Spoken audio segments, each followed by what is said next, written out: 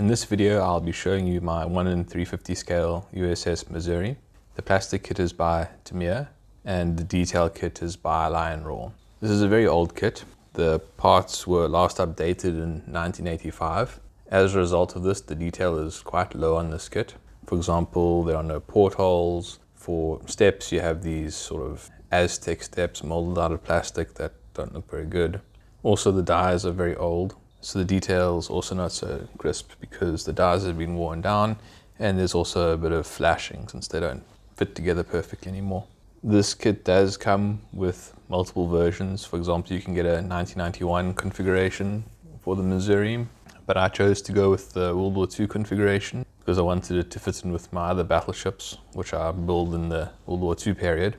And also I like to paint ships with their disruptive camo, and there was no disruptive camo in 1991, but this disruptive camo that you see here is from World War II.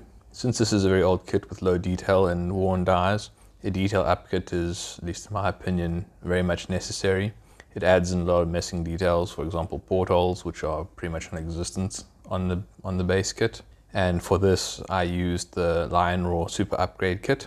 This was my first super detail kit. I enjoyed using it. It was quite comprehensive. It did dramatically improve the look of the ship, and since then we have impossible used super detail kits on all my model. The Missouri was a historically important ship, if only for one reason, and that is that the Japanese instrument of surrender was signed on board it while it was in Tokyo Bay. This marked the end of World War II.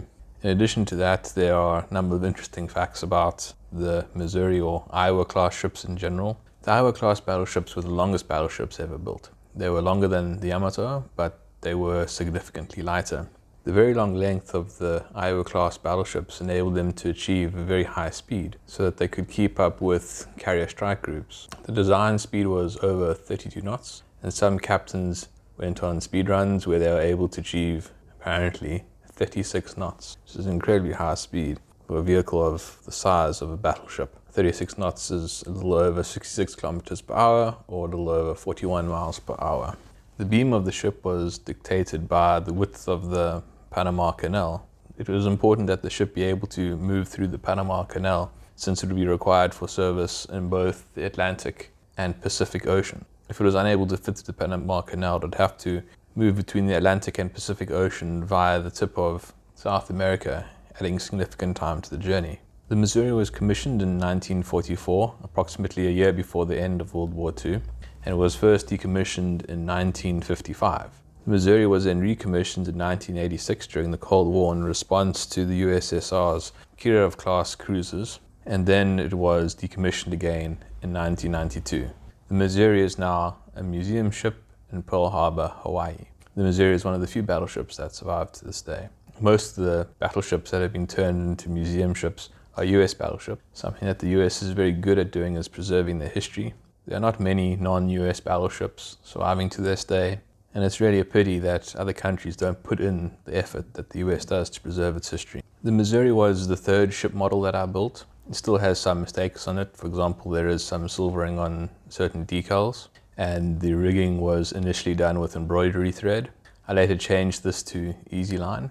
Originally the ship was finished without panel liner, and I later went back and added panel liner to help bring out the details and make it look more realistic. Other than that, the ship is mostly unchanged since I originally built it, and it is also still one of my favorite models. Despite its mistakes, despite it being only the third ship that I built, I still think it looks really good.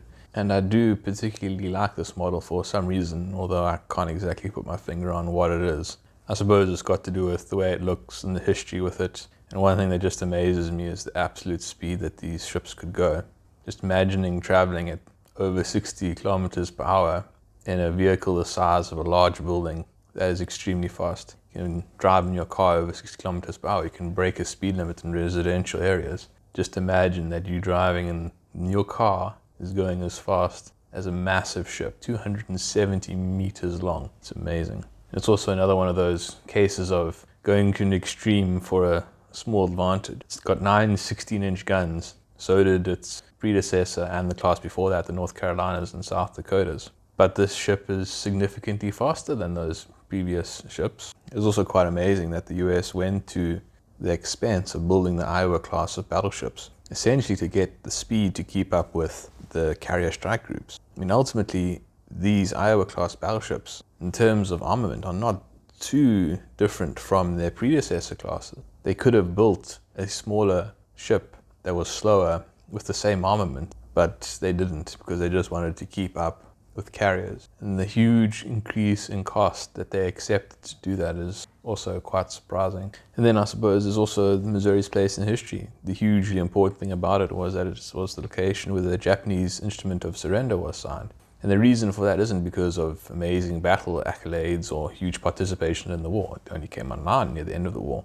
But the reason why it was chosen to be the ship on which the instrument of surrender was signed was because it was the President of the US, Harry Truman's, home state. So he wanted the instrument of surrender signed upon the ship representing his home state, Missouri. As for the length of the ship, you think, well, it's not that much longer than any other battleship. But even just with handling them, when turning these things around, you notice how much longer it is than the other battleships that I've built. Even when shooting the ship, it's the only one that I've had to worry about its position, such that when I'm filming the ship, I don't film beyond the edge of the white backgrounds. It is a truly long ship. Thanks for watching. That's it for this video. Cheers.